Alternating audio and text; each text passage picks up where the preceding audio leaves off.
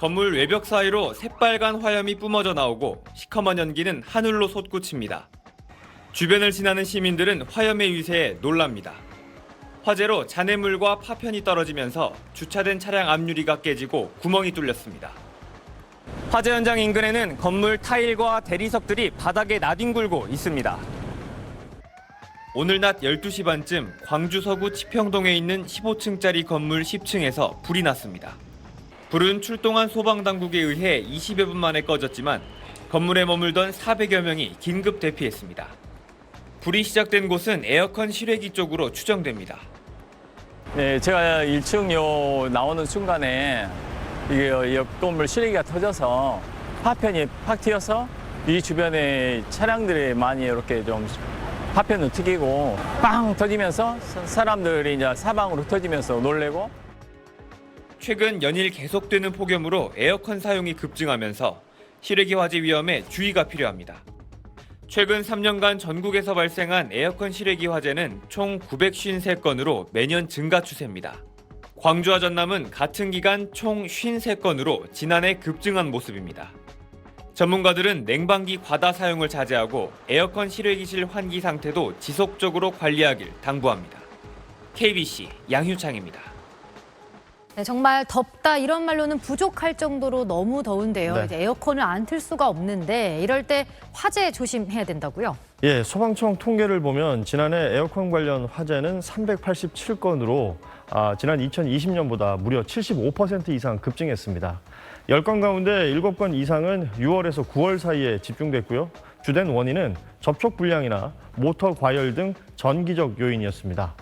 전문가들은 안전한 에어컨 사용을 위해서 전선과 실외기 점검, 문어발식 콘센트 사용 금지, 그리고 25도에서 27도 사이에 적정 온도 설정을 강조하고 있습니다.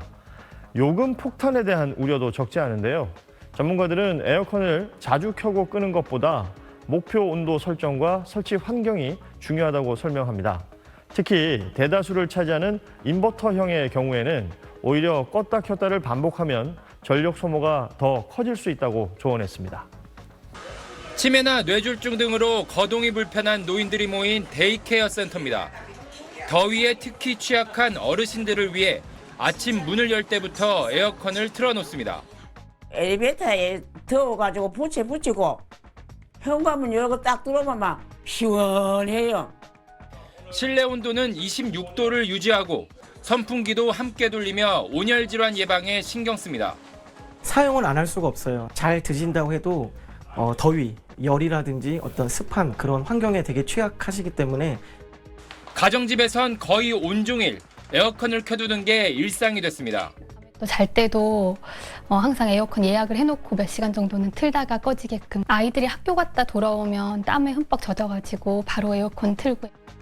번화가 상점들 중에는 냉방기를 든 채 문을 열고 영업하는 곳도 많습니다. 불법이지만 폭염 속에 손님을 들이기 위해선 어쩔 수가 없다고 합니다. 이렇게 냉방기 가동이 늘면서 오후 5시 10분 최대 전력 수요는 95.99기가와트까지 치솟았습니다. 어제 93.4기가와트로 역대 7월 최고였는데 하루 만에 기록을 깼습니다.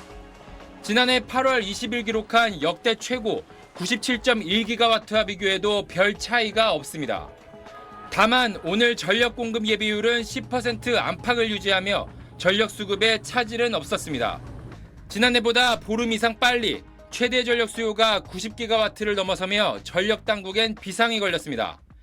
한국전력은 1.6기가와트 규모의 추가 예비 전력을 확보하고 오는 9월까지 2만 5천여 명을 투입하는 비상근무 체제에 들어갔습니다.